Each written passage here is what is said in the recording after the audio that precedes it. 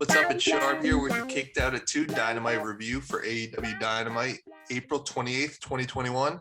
Per usual, joined with my boys, Quags and Chris. How you guys doing? What's up? It's Quags coming at you, the PWP, that's Professional Wrestling Podcaster, as you know me. Nice. Yeah, I'm doing well. We do now. Now we do now. That's good. Yeah, I'm doing all right. I just got accredited. We hit over 10 episodes, so I'm accredited now. Nice. Hell yeah. It's solidified. I'm good with subscribe. as long as we get some maybe more subscribers on there, just click on that orange box, bottom right hand corner. Do it because you're not going to want to miss next week's Blood and Guts review. That's true. That's right. That'll be a good one. Yeah. But before we get to that, we had Brian Cage beating Hangman Page with the drill claw in about 7 minutes. They jump-started the match with Team Taz bum rushing Page on the ramp until Dark Order fought him off. Cage, however, was able to get a powerbomb on the ramp before the bell. So pretty much they kind of gave Page an out, got his butt kicked before.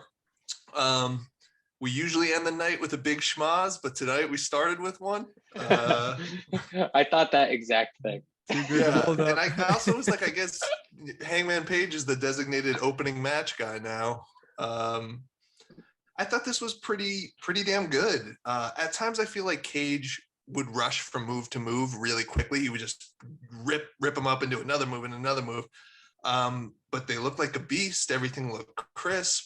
Mm-hmm. And it's kind of, going into this, I was like, oh, I don't know who's going to win this one because they're both like pretty high on the card. So Page losing was kind of a surprise to me. But I kind of dug it. I kind of assumed that Page was going to win, and I even have in my notes, like before the ending, oh, am I supposed to assume he can just take that power bomb and be fine and win the match? So Yeah. when he pinned him, I legit was surprised in a good way. I mean, yeah, it was a good match. I wonder if Cage was maybe a little bit nervous because he hasn't really had a match on Dynamite proper in some time. I mean, he's on TV. I know he's a professional, but it's different. You're opening the show.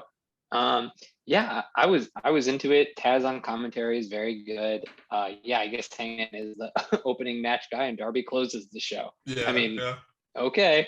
But all in all, it was a good match, and Cage was awesome. It was cool to see him. I hope they put him on TV more in actual matches. Yeah, I thought this was kind of like a home run for them because Brian Cage really wasn't doing anything. And with Adam Page, he's not really doing anything either. So this kind of just makes sense in general. Just like, oh, why don't we just have these two guys who are studs really go at it? And like, I know the beginning kind of started off like, a bunch of everyone like coming in, attacking each other. And then like he got off to a hot start. But I kind of like that at the end, it wasn't hokey. It was just like, oh, okay. He was just literally he's a monster. Like Brian Cage is literally a monster of a human being. And he just like caught him and then like basically just like drilled him, no pun intended. And then basically it kind of spices things up. Like you guys said, like we kind of need new feuds going in. We saw this like coming in for a while, like every opening match, Adam Page, he beats some like kind of big guy or whatever. But this was definitely something in the right direction. Agreed. All right, so then we had the Elite from inside a limo cutting a promo after Callis talked up the group. Omega said he's a little pissed off about what happened last week. The group won't be intimidated. Just then, Michael Nakazawa from the driver's seat accidentally hit the horn, which freaked out the crew. Omega said if he wants them, he's got to go through Michael Nakazawa first. Yeah, this was good in a sense of like it kind of builds their brand of like we flagged him a lot for being wacky, but I actually like that Kenny's using like the word goons as in like, yeah, to be heelish factors as in like, I like how he's like not very nonchalant as in like, yeah, he'll tell you like it is. I'm going to be sending these random guys after you, or I'm going to like have these guys do my dirty work and just say it out loud because I don't care. And that makes you a bad guy, which is a good thing. This was what I expected. Mm-hmm. There was some hits and misses like along the way. What actually kind of turned me like kind of like confused like at first, like with this whole thing, it doesn't even really have to do much of the promo, but like they hyped up Kenny winning that Impact World title and they made no mention of it. So then kind of like begs the question, like what does Impact really gain from this? Because AEW like is just like, oh, okay, give us your world title, and everyone's just like, okay, he has another world title. He's like, man, but like, what is Impact really like obtaining from just like, oh, okay, Kenny, he boosted our viewers, but it's kind of making you guys look like chumps. I was curious of what you guys thought about that. Well, first of all, their pay-per-view did incredible buys compared to what they usually do. Right. I was listening to some other podcast and they mentioned that this was pre-taped before the Rich Swann match. That's why he didn't have the Impact belt. I don't even know if he had the other title either. But He had like both. I was like trying to when like kind of follow that. yeah, when you're the bigger fish though, you can kind of dictate. The other one just kind of leeches off the fact that you have a more popular show. But I will say, I think it was strange that in the build up to that match, they didn't even have like Rich Swann appear on Dynamite like one time. I think that would have That's made what I thought. sense. Yeah. But think about this: if I was like the head of that company and I knew that like my guy, like I like, let's be honest here. Obviously, Rich Swann is not Kenny Omega. So like, if I was the head of that company, I already know that. I already know that he's a bigger fish going. Like Kenny's the bigger fish going in. That's fine. But like, if you're like kind of agreeing as in like, okay, you guys could take our world title. You're not going to ask for anything back, like some perks of not even getting a win back, but just saying like, hey, can you guys at least mention or just show on your TNT screen, hey, like It's I'm early. Impact World title? It's early yet, I feel like, for that. I don't disagree with you, but I would say it's probably early, and some of it might have been either they just paid them or that they guaranteed they would get a certain number of buys or something like that. I mean, it could be that too. But I hear what you're saying. As far as the segment, I just think everything you all said, the horn thing was pretty funny. I think now they're kind of doing a good job of balancing being goofy with being serious, and it's becoming more clear like that's the angle that they're taking. The goons thing, loved that, like, and loved it later too. Oh, these, you think this is the only goon I have? Yeah, Like, that's good. it even makes it makes those guys like look like chumps in it, which makes Kenny look more powerful. That why would these dudes follow him around if they didn't respect him or think that they could get a rub off of it or whatever. And then the biggest takeaway is how funny it looks when people are in a limo. It's all squished together. That limo was really small. Yeah, like, that was not a big limo. Dude, and Gallows is like a pretty large man, so he's like almost kissing his knees.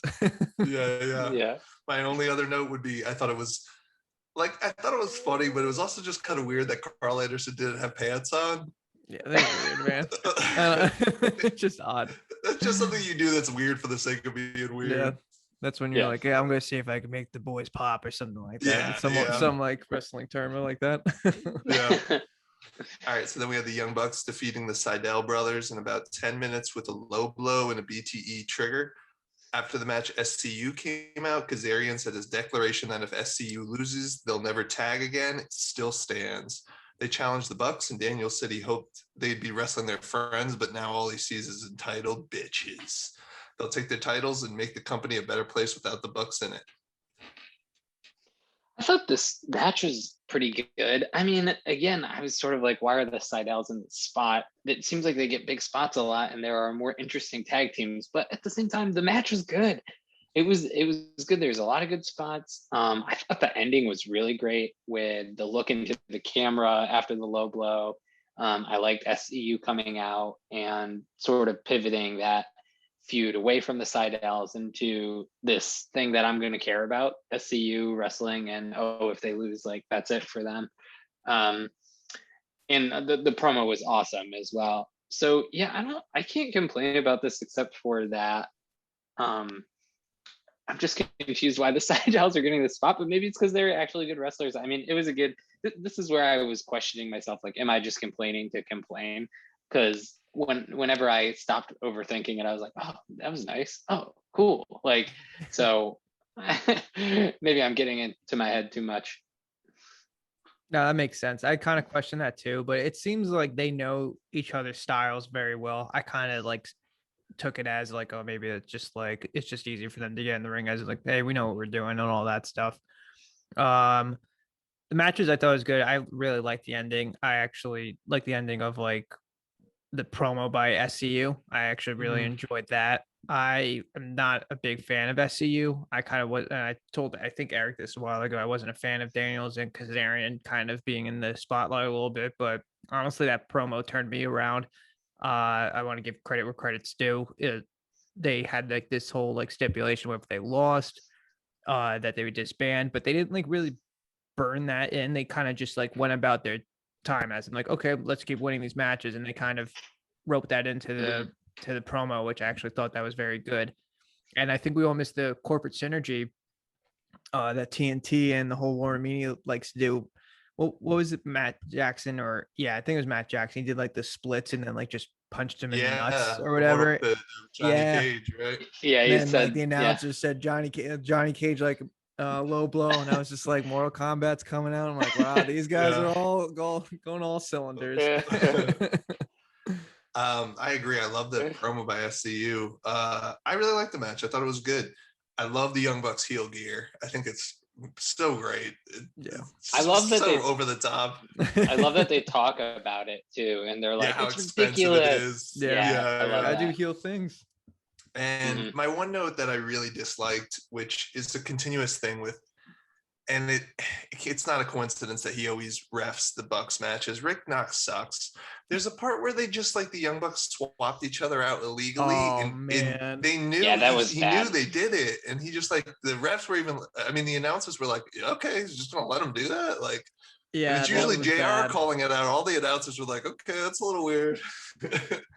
And then they were like, well, the ironic thing is if he pinned him, he pinned the illegal man. I actually like that JR turned it around like that. He tried to like get it in a little bit. Yeah, but I mean, I'm a big fan. Eric, I was always a big fan of the switcheroo, but I was like watching that, and I was like, oh, the switcheroo, and I'm like, oh, this is. They don't look similar enough to pull that off. Yeah, they're no Bellas. Like they're not exactly. they dress different. Like they keep trying to do twin magic, and it's just not gonna happen. They're not the OGs. Doug and Danny Basham for all you meta fans out there. All right, so then we had a pre-tape promo in which Jade Cargill said everyone wants to hire her, but they all want to cut of her money, which that's like the way managers work. That's not going to work. That's not going to work because she's that bitch. It's fine. I like keeping her present in people's minds. Too much use of the word bitch already. Daniel's just used it. She used it. We've talked about it before. I love a well-placed cuss word, but when you do it too often, it's very much a crutch. But like her saying I'm that bitch is not that bad to me, but just when I just heard someone say bitch, and I think he said asshole before that too. Yeah. It's just like, all right, cuss overload. Yeah, they lean into it a little too much. I'm glad you said it because I always feel like I bring it up. You're the square. Yeah. I took this as it's like it was just like the same thing as last week. Just get her face on TV. Yeah. All right. So then in a pre-tape, Penta and his interpreter said he's gonna beat Cassidy into a pulp. That failed, however, when Cassidy won with an orange punch while holding the microphone. What'd you think? I thought it was very good. I enjoyed this match a lot. I actually did not know that Penta was like this much of like a showman, and I thought their gimmicks like complemented each other extremely well. Like going back and forth, I just enjoyed when like Penta was kind of like joking around a little bit, but I was also enjoying like at the same time, like he can go in the ring. And the same thing with Orange Cassidy. I thought that was like a good give and take. Like they did their gimmicks in the beginning, but then when it's time to rev up, they rev up. Both of them rev up like very hard, which is very good. I didn't mind the Alex and Penta thing in the beginning. I thought that was just like kind of funny, clever humor. It was like beat you to a pulp. I'm like, okay, he's Orange Cassidy, just like adding those tidbits in. And then when he's like talking at the end with the mic thing, like we gave him a lot of flack for that at last week of how poor it was done. It made him look like chump. So I was glad that they finally kind of got their just desserts a little bit of how this happened. Like, okay, you redeemed themselves a little bit. And winning with the orange punch with the mic in the hand when like the whole gimmick thing was about like Penta says with the mic or whatever, I thought that was a good ending. I actually really enjoyed this one a lot. Yeah, my only caveat would be the gimmicks. I think it matched up well, except for when Orange was trying to put his hand in his pocket on the hole that he was in. I was kind of like, it's a little bit silly, but at the same time, it's pro wrestling. It's supposed to be goofy at times, or maybe not goofy, but you know, it's a show, right? Yeah, it's a show. So I can deal with that. I did think the beginning of this match they were sort of sloppy, like they weren't meshing well or something was going on there. But they picked it up like after the commercial break, weirdly enough. So I'm sure, when it was picture, they had the ending, it was sort of annoying, but I appreciated that they didn't let the same kind of thing happen. Even though Orange was starting to kind of do it, it seemed clear to me that like Trent was ready to grab the mic and throw it over to Orange. And yeah, so it was good. I'm glad he won. I mean, I was kind of curious, and yeah, he's the number 2 contender. That's pretty cool. I was as soon as that interpreter got up, it's very similar to what you said, Christopher. I was like, oh no, not this again. The fact that they turned it and they used it against them. It's always good when a babyface loses by cheating, and then the one time he takes out a weapon and whatnot is just because you did it to me. So I thought that was good. Penta's walkout gear looked awesome. Really cool. That hood was sick. Yeah, that whatever. Was so cool. I don't even know what it was supposed to be, but it looked really cool. Yeah. This was kind of just a collection of moves back and forth for me, not a ton of flow, but the moves looked good. So that kind of felt similarly how I felt with the Penta match last week, which was good, but didn't blow me away. Then we had Tony Schiavone pre-tape interview with Britt Baker. She pretty much gloated about being on top of the ratings. Yeah, as a fellow, letter person, as a PWP, you gotta love the DMD. Yes, gotta love the letters. She's definitely winning the title. If she doesn't, then that's a huge mistake on the company's part. Sheeta later. So good. Yeah. That's so good. Yeah. I was like, oh god. But it's like I kind of like that, like a good thing for a heel to say. I don't mind exactly. like the cheesy, clever like lines and stuff like that. Yeah. It's like that's why she has this like perfect little niche where she can say things that are totally cheesy and stupid, but because she's a heel, because she's the heel that she is too, right? Yeah, it just works. Right, for sure. Okay, so then we had the parlay between the Pinnacle and the Inner Circle. Bear with me on this one. All right, so Tony laid out the rules to the match, but when he was about to flip the coin to see who'd get the advantage, Spears knocked the mic out of his hand and said Pinnacle were lured into the match, so they deserve the advantage. He told Sammy that Jericho's leading him into deep water, and next week he's going to step on his head while he's drowning. I said, I'm driving here, but that wouldn't make much sense. Sammy Guevara told Spears everywhere he's gone, he's been a failure. Guevara said he'd fight everyone and agreed to give them the advantage. FDR called out Proud and Powerful, said they would better not be that soft lapdog version they've been thus far, because if they are, they won't make it out alive. Brought in their kids and said, not into the ring, but they brought up their kids and said that Dax said to tell them daddy's not coming home. Ortiz held Santana back. Santana said in 7 days they'll be locked in a cage. They'll let their hands do the talking. MJF said without Jericho, there'd be no AEW. He said his eyes look bloodshot because of all the stress. He'll do him a solid, take the crown and the responsibility. He said when Blood and Guts is done. That's what it is. The stress. That's what's making Jericho's eyes. That was a little too much of that Grey Goose. Too much of the bubbly. He said when Blood and Guts is done, he'll be looking at Jericho's scarred, lifeless body. His spot is mine.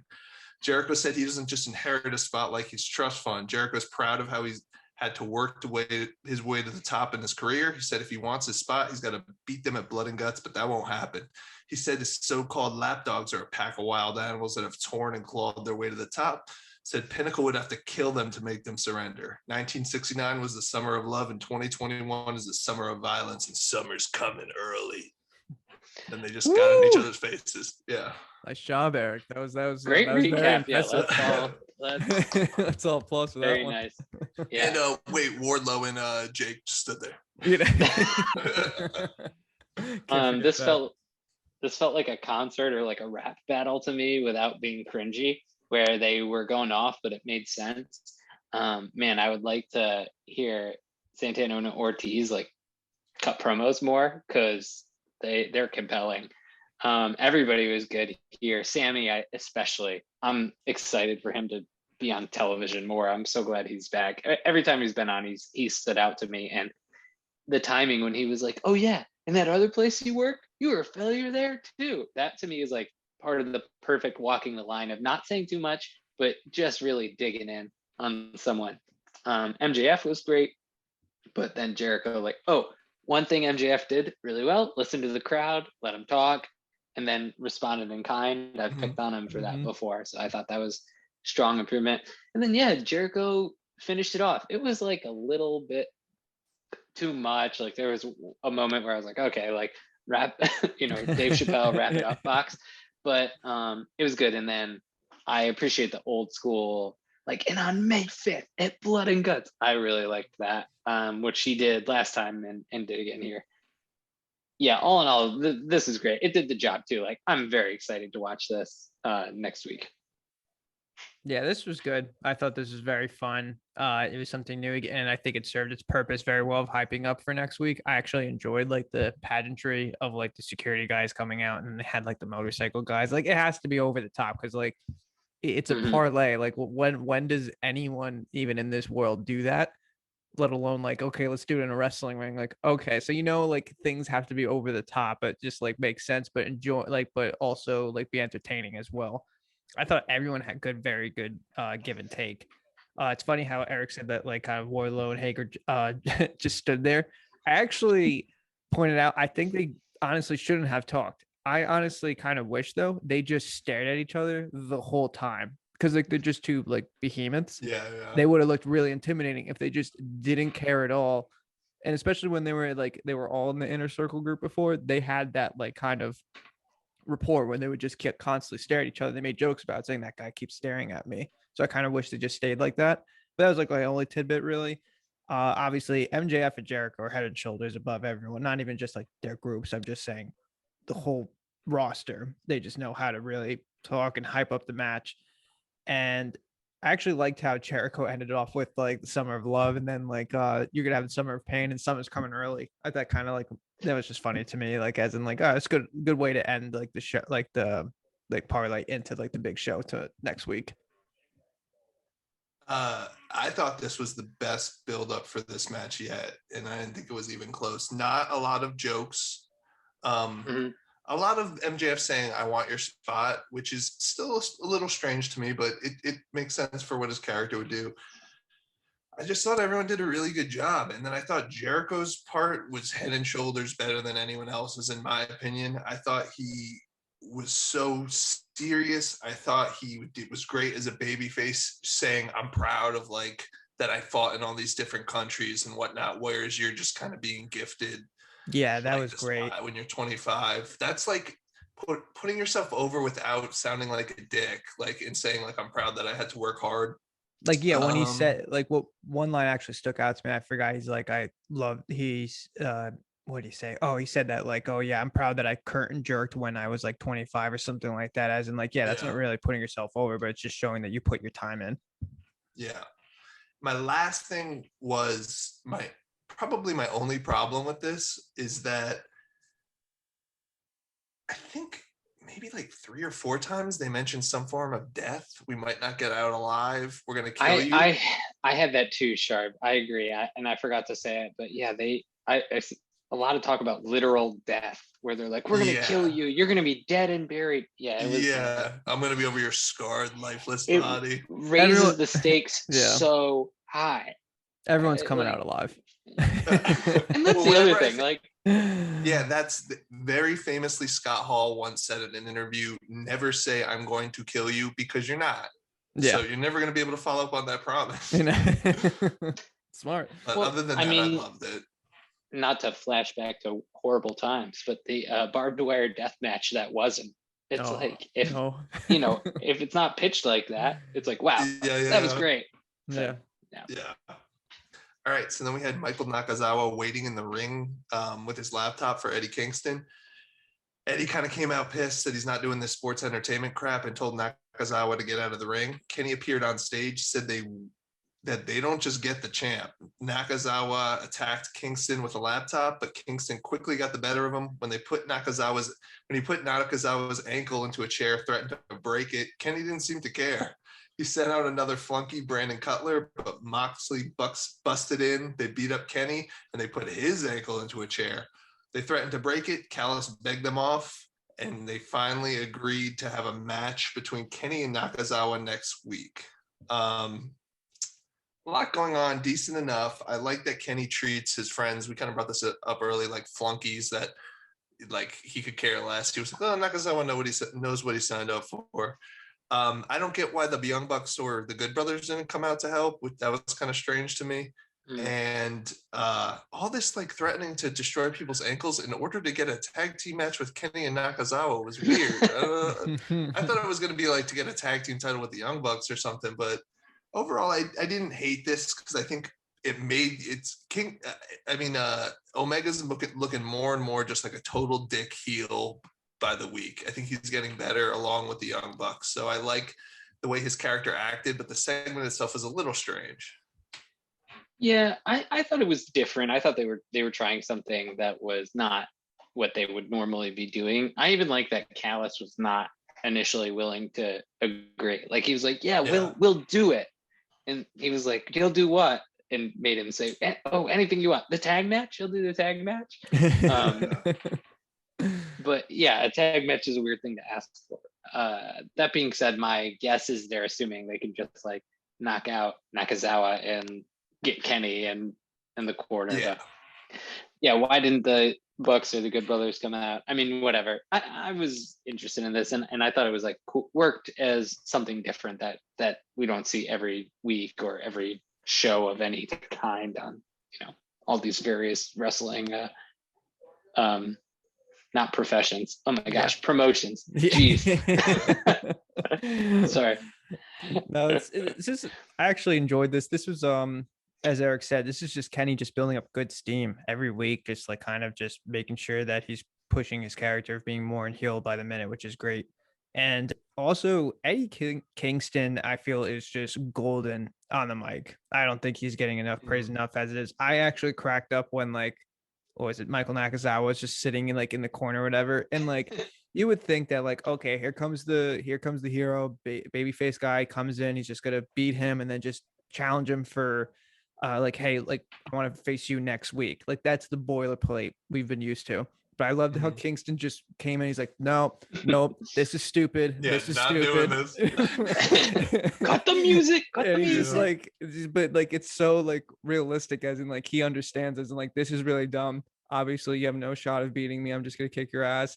And then he just starts automatically talking to Omega. I thought that was like perfect. And then like the threatening to break the ankle, I did think it was weird. I what you guys said about like, oh yeah, they just need this tag team match, but I kind of look at it as in like next week's show, it's gonna just be built around the blood and guts match. So I think they just kind of need these, either not like maybe like sideshows, like of Kenny, Yeah, like not like a crazy like right. This is gonna be like a match. 5-minute match where they get their moves in. You get Kenny on the show, you get Moxley and Kingston on the show, just because you're assuming that a lot of people are going to tune in, so might as well push as many stars and have like kind That's of like a idea. sideshow match. And you got Nakazawa in there, so you all know who's taking the ball in that one. This is sort of like I know I'm kayfabe only, but going outside my normal bounds. No. Can't Renee is going to give birth like any day now, I feel like. So what's Mox going to do if it's next week? I'm waiting for them to write off Moxley for a while now, but I thought that's what they were going to do with the barbed wire death match, but then he just came right back. I thought like sort Kenny, of not. Yeah, I guess Kenny it's sort of like. Sorry about that. You go ahead. Okay, it's sort of not. It's great. We're also polite. No, it's sort of like I guess not for us to guess, but and I know sometimes they do 2 in a week, but they definitely didn't record this and Blood and Guts. So I don't know. Yeah, whatever. We'll see. They'll handle it. I'm sure. All right. So then Tony Schiavone interviewed Taz backstage. Taz bragged about Cage's win. When Taz brought up Christian walked in really quickly. Taz said Hobbs made one big mistake and Christian beat him. Christian says nowadays Taz talks a big game, but he leeches off young guys to take the credit for his own. He said, go ahead and send guys after him one by one, and that one day his men will learn they're better off without him. This was an okay part. This was kind of just served its purpose a little bit. There's not much really to add. I was glad that he just immediately just touted Brian Cage's big win. I would have been kind of upset, as in like if he just talked about something else, like that was a huge thing. Good thing to bring that up immediately. I thought we are gonna go throughout the whole show of no interruptions of like people's promos and stuff, and then Christian Cage came in and I'm like, no, This was a funny don't. one too, because he was just like brought up Christian's name and then Christian just like slid in. Yeah. Like it was like and scene. Yeah. But it was good. It's like it's not really much to add. It's just they're building their feud. So not great, not bad. Yeah, it's a good build. Yeah. Mm-hmm. Then we had Chris Statlander defeating Penelope Ford in about 7 minutes with her pile driver maneuver. Is it called the Big Bang Theory? Yes. Okay, the Big Bang Theory. This is okay. I didn't think the match was great. I thought it was all right. I like that they told the story and capped it. I hope that they don't go back to it and they do other things. I don't know why Chris Statlander comes out to Orange Cassidy's song. I wish that she had her own thing. I do love a power slam. She opened the match with a power slam, and the other wrestler I think who does it a lot is Randy Orton, and it just looks really good. And I feel like it's not that complicated, but it looks Dustin like it Rhodes, hurts a lot. doesn't it? Dustin Rhodes does good ones Is that too. quick snap? Yep. Yeah. Yeah. I love Chris Statlander, but I didn't really love this match, so I don't know. We'll see what happens next. I thought it was a decent match, a little sloppy. I just kind of look at this as in like, yeah, not a great match, but like seeing where the women division was to where we are right now, I look at that as in like right path, at least where the progress is there. Britt Baker is kind of leading the foray in that and stuff, which is a very good thing. So I thought this match, like, okay, this is another kind of feud to go along with it. Hopefully it caps it. I thought the ending worked. I thought it was cool that she caught her when she was doing her handspring. And then Orange worked his gimmick of nonchalantly tripping up Kip or whatever, and Kip just looked at him. And then, I mean, like, what was like it realistically, I know it's a show, but like, what was Kip gonna do? Like, anyway, like, you know what I mean? As in, like, oh, okay, I'm gonna watch you drive my wife's head on the floor while I'm in the apron or whatever. Like, it's not gonna really change. I agree. I just want to say, Chris, I agree with you that I like that they had like a B storyline or like even C for the women. I appreciate that. So yeah, it was good to tie up the loose end. I thought it was fine. I don't think Penelope she's worth having on the roster, but I don't think she's that talented in the ring. But the Orange Cassidy Where's My Mind thing, it's not a huge deal, but when you heard it earlier in the night, it kind of stood out a little more because you heard it sometimes like within 45 minutes. I just think they're getting what they're paid for. Yeah. Unfortunately so. And I like seeing the other like wrestlers interact with each other, like Orange and Kip, but I mean, I'm kind of like, how much?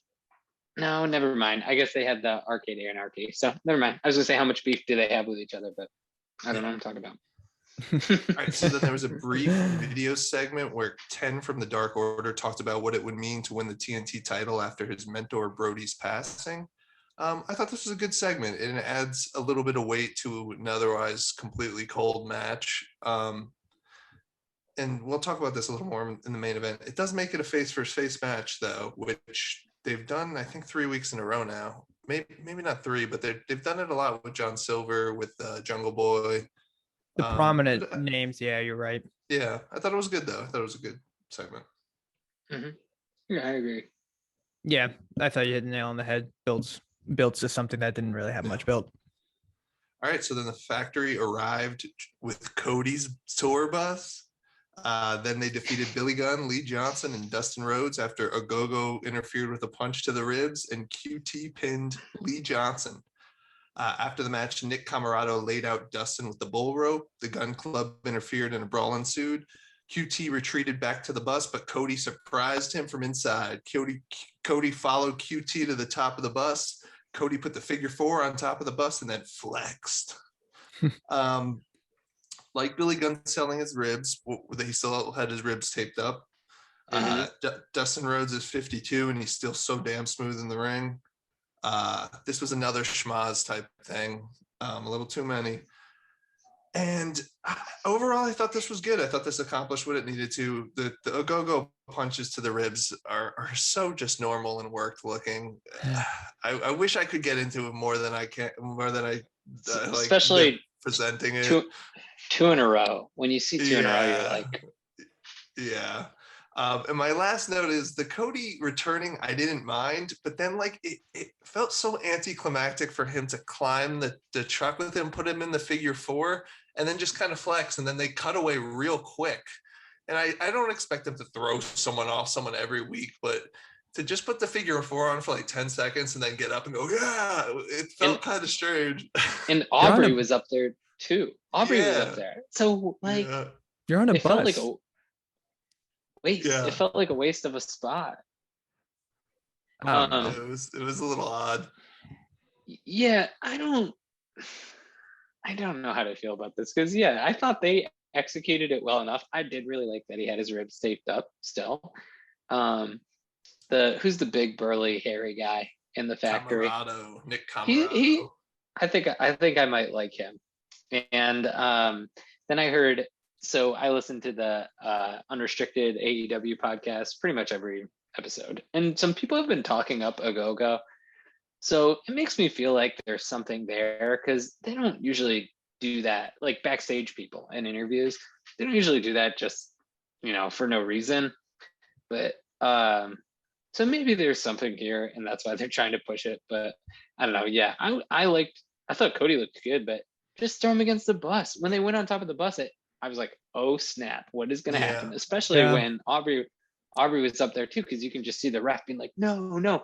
And you knew there was a crowd around, so easily people can catch QT. I mean, I know that's a big spot, but it felt like a wasted spot. Maybe they'll call back to that. Oh no, this is okay. I'm still like not totally sold, but I'm wondering again if with the Seidel brothers and the Young Bucks match, if I'm just being like kind of a Scrooge about it or something. I don't know. I don't know. I felt like this whole thing, I felt like it was like this match was like a pros and cons list for me. Like some things were good and some things like I would just put in the comments like, yeah, don't do that again.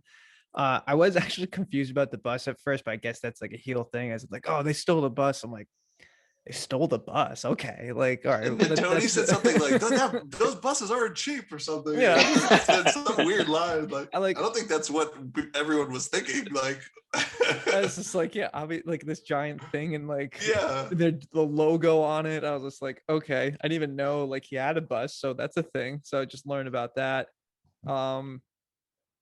Not to be mean, but as soon as I saw Big Shotty, I knew he was doing the honors. Like just knowing, just like right from the match, I'm like, I already know who's gonna win. I already know who's gonna take the fall. Just because Billy Gunn might go down. Honestly, not when Big Shotty's there, Eric. Not when Big Shotty's there.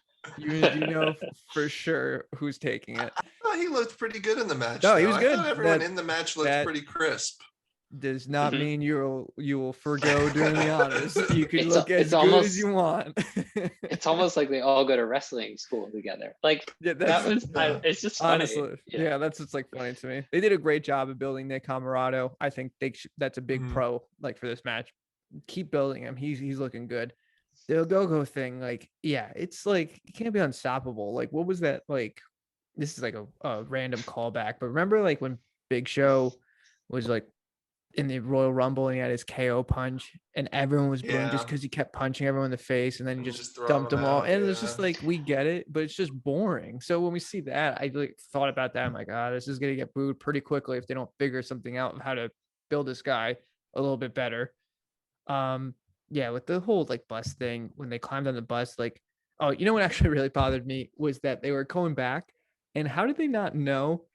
Like, how did the like Nick Camarado, the Iron Soul, the other factory guys like did not know that QT wasn't like behind him when like they were going to the back, and then QT was like saying, "Oh, and Cody," and then like Austin and Colton Gunn came out and started attacking him. And then like the announcer's just like, "Oh, and the factory members didn't realize that he was being attacked." I'm like, what? They were walking by like, "Oh, like QT's not behind us." Like, where is he? Like, I thought that they're out of it, man. They're exhausted. Yeah. They don't know what's going on. I suspended my belief a lot during that, but like I did agree with you guys on like when they're on the bus, anything you could do on the bus. I didn't even like think about like throwing him off the bus. That would be kind of like hectic, like way too crazy right from the get-go. But I'm like, just like slam him or something, like do something like on the Yeah, bus, or I'm like, yeah. no, figure four. I'm like, you could do that anywhere. Yeah, you can do that at any point in the arena, and it But would have the like, same effect. but I do like the camera shot though. I think they did it for more of like kind of like that effect of as in like, oh, we just need Yeah. a good shot of him like putting the figure four on Cody it, looked flexing and stuff like that. Cody looked great. I mean, he did look great. I will say that. Yeah.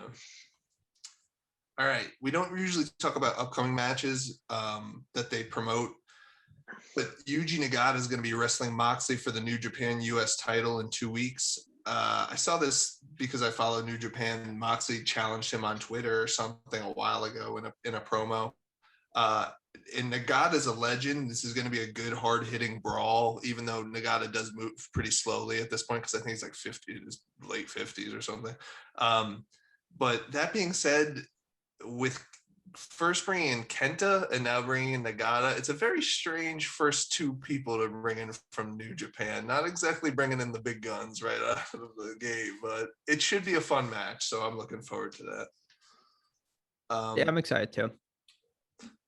So then backstage we had Kip Sabian running into Miro. Miro beat him down, slammed him into a garage door, tossed him into lockers, slammed his arm into the door, saying, "It's time to pay your dues." Then he hugged him and said, "I forgive you. Good talk." I actually enjoy this. I thought it was kind of like wacky and stuff like that, but this is like what we needed from Miro right from the get-go. And in like this segment was like pretty short, but like sometimes like people need to know, like, yeah, it could be just simple and effective. Just kick the shit out of the guy and just make it seem like you're crazy. At the end, when he was like hugging him, saying like, "I forgive you," it did make him legitimately look crazy, as in like, oh, this guy's like kind of like off his like rocker Yeah, or whatever it is. he's a serial killer. He should be a serial killer, like Yeah. nice and like he Yes. tells jokes, and you're like, does he think that's funny? Like, yeah, that's how Exactly. It As in like, oh, I just want to talk to you. And then meanwhile, he's like choking you with the chain and trying to break your wrist with a door hinge or whatebe I thought it was good. should be. Got the point across immediately.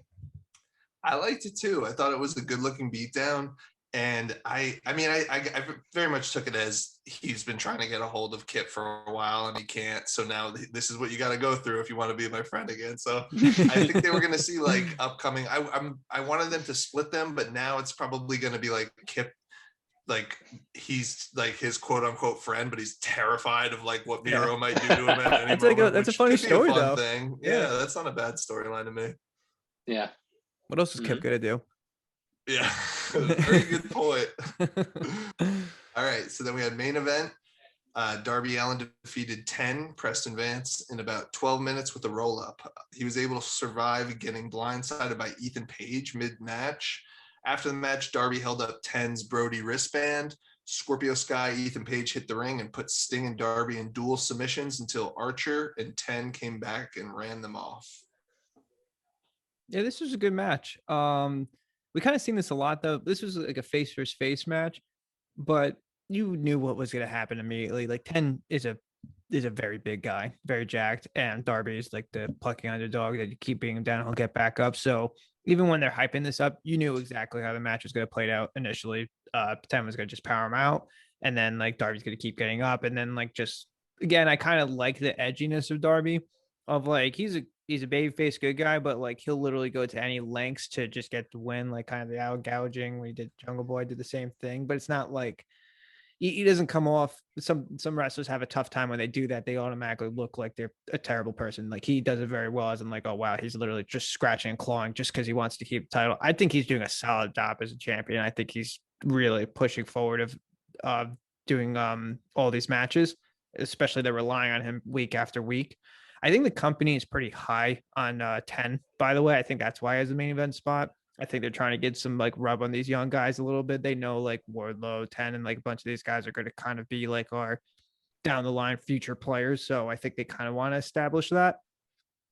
I actually loved the ending, but I've always been a fan of that ending. When like they're getting caught like a submission hold and it seems like they're out, and then like by like their last breath, they like kind of push forward and catch them in this kind of weird roll up while they still have the submission hold. I've always been a big fan of that. So I thought that was pretty cool. The match with, and then at the end when Paige and Sky came in, the match needs to happen because we're just gonna keep seeing the same thing over and over again. And then Lance Archer coming in again. I don't want to just keep repeating the same thing we say every week, but like if I want to kind of predict the future a little bit, I think Lance Archer is just gonna turn on Sting whenever this happens. It with these ending segments, it's just wash, rinse, repeat. Yeah. Yeah. I didn't like Ethan Page coming out with a pink polo and beige shorts. I didn't think that was a good look. I didn't recognize him at first. I was like, who's wearing that? I didn't mind that. Yeah. I thought he kind of looked like a preppy like D-bag, so I was like, yeah, you gotta stand out somehow. Yeah. I thought the match was good, and I like Darby being a fighting champ. I just don't think this should have been the main event. I also, some people like the TNT champ being the main event week after week. I think it depends on who the opponent is, and I also think it depends on what else you have on the card. That being said, I don't really know if there was any other main event type match on this card. But when you were talking about Darby having kind of, he'll go there and do slightly heelish things when he needs to. I agree with that. I liked it a little better last week. This one kind of just seemed like he was a dick, like trying to pull off the mask, especially after we saw him talk about how much Brody Lee means to him and whatnot. Right. It kind of, they're dancing with the devil a little bit when they're doing that kind of stuff. And it was just such a weird dynamic because you had a big challenger who had the sentimental backstory versus a smaller guy. So you're kind of on his side because he's smaller. It was a hard thing to pull off, but I did think they did a good job, and it was a good match overall. As far as main event, the parlay could have been the main event, easy. You know, they wanted that for the like hour turnover, I think. Yeah, the that peak hour. Yeah, you're right. Just saying. It was the most important thing on the night, though. Yeah, it was a good match. Yeah, I think what you both said, Darby is kind of becoming a tweener, right? So it seems little by little, and at some point I would bet he does something truly heelish. I don't know when that's going to be, but and kind of doesn't really seem to be grappling with what he does as being a heel or a face. I mean, yeah, he loves that TNT title, man. It'd be kind of interesting to see where they can take that if he holds it and it becomes his whole thing. Who was it in NXT? Ciampa that like became addicted to being the champion and like that was Ciampa. Yeah, Ciampa. Yeah. Maybe I don't know. I'm just throwing things out there, but I enjoy that. Like he'll do anything to keep the belt. One move I want to call out, I liked when he got on the ropes and it looked like he was going to do the coffin drop onto the floor, but instead he did a front flip onto people. That was unexpected. Just a good move as well. I like the roll up too. I thought that was good, and it looked really believable to me that he could catch him in just kind of an awkward spot where 10 just couldn't move. Yeah, right. We don't need this ending every week. Just let the show end one time. We get that they're gonna have a fight with Paige and Scorpio Sky and like Archer and everybody's gonna be involved in one way or another. Like, but it just doesn't need to happen every single week. They never just let the show end on the match, and that's annoying. But yeah, we were all talking about this off mic, but I think TNT really loves the TNT championship and wants it to be like a thing as part of it. If it's going to be on the show, wants it to be a thing. I think that has a lot to do with why it main events every week, and also why, who can you see taking this title right now? I mean, they're going to build someone before, in my mind at least, before they take the TNT title. Like maybe even Orange Cassidy decides that he doesn't want to be number 2 contender. Instead, he'd rather challenge for the TNT belt or something. Like, that's the kind of thing I could see happening with this, just because of how they've positioned it and how long Darby has been the champ. I think Miro's going to win it personally. I think he's going to be next. I like that. If they build it out well. Yeah. Because they gotta make it a big deal. If when Darby loses, it has to be a big deal. They shouldn't just be like, oh yeah, he's held it for long enough at this point where you gotta make it a big deal when he loses. I mean, that's what Cody did. Yeah. All right, so let's go to our anchors and rockets and overall scores of the night. Christopher, you want to do the anchor? Start with yours. Yeah. To be honest, the factory thing bothered me. Just the 2 straight punches to the gut. I'm like, it just seemed like even the announcers were just like, oh no. And I just like felt everyone had a collective like sigh as like, oh, here we go. And like just like kind of off-putting things of like kind of things didn't make sense of like, oh yeah, QT's like getting shit kicked in when a bunch of his guys like, oh, we didn't know what was happening. You know, just like sloppy things about like the bus. The bus thing was cool. But like you could, we forgot to mention like when he's going to the bus, like you could clearly see Cody in the It door, wasn't that and much then of I a was just like, surprise. whoa, wait a minute, like who's that? I'm like, wait, obviously no, like it's just like those simple things you could avoid. So, but it was just like that whole segment. I like the bus spot, as in like cool camera shot, but just kind of like figure 4 on it, like just do like a slam on it or something like that. I know we're nitpicking. Actually, I like this show a lot. I thought a lot of it was good. Like a lot of it was solid. So if I had to pick an anchor, it would be that.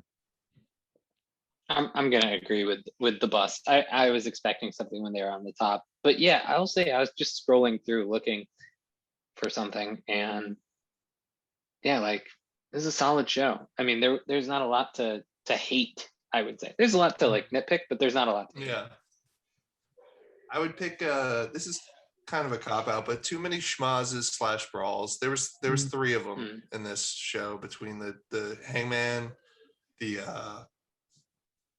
factory, and the main event. Yeah, this is just a little too much. My rocket, and I have a feeling we might have the same one, was the Inner Circle Pinnacle promo. Yeah, that was very good. Even though I will say my rocket, though, I really enjoyed the Penta versus Orange Cassidy match. I kind of just feel like my rocket, I just wanted it to be a match. I like the parlay a lot. I think that was a great build. Honestly, it was between them two. And I also just want to be cool and different. And I just wanted to pick something else. Hey, man. Hey, I'm all for that. I will say I really liked how they got Orange over Penta, without necessarily him out wrestling him. Yes. Like they had cheated Trent, so they didn't even really cheat Orange, but it was reason enough for Orange to do it to Penta. So it was clever little stuff they got going on. I think I was probably more relieved too that they did a good job of like both guys came out strong. Even when Penta lost, I'm like, okay, he still looks strong, whatever. Yeah. They just took a lot of time. Like everyone loves Orange Cassidy. He's one of my favorites. They took so much time to building him, with him winning over Jericho. Like Jericho's sole reason was like, we gotta get you over. Like this is the goal. And I was so worried that like, yeah, after this, sometimes guys just flounder if they don't have anything good for him and stuff like that. So I was just like, all right, at least he looked good doing this. So I was like, okay, keep doing that. But the parlay really gets me pumped up for next week. I didn't know if you guys want to do predictions on who do you think which team or how it's even. Let's rate. Wait, I'll say rate and predict.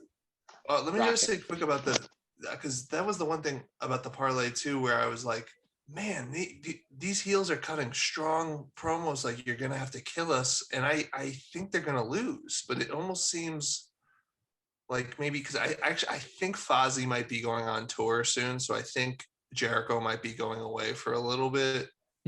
So I'm predicting the Pinnacle because in a class there's so much more meat on the bone in this feud, and if the good guys win, then usually it's over. And they already have gotten one up with that beatdown. Well, Pinnacle attacked them. They attacked them back, so they're even. I think Pinnacle's got to win. But how? Because they did say though, like this is going to be your typical like old school match of just tap out or surrender. That's what they said. So like that even brings more. I think they're going to get creative, and I think they're going to pull out something really good. You got too many good wrestling minds in this match. Yeah. I would agree. I think that MJF, I mean, if I had to make the most broad, maybe obvious guess, is that MJF will go over in some way. He doesn't cheat, but it's like, I don't know, he's pushed to the top by someone somehow, so that it gives the Inner Circle a reason to eventually come back against them.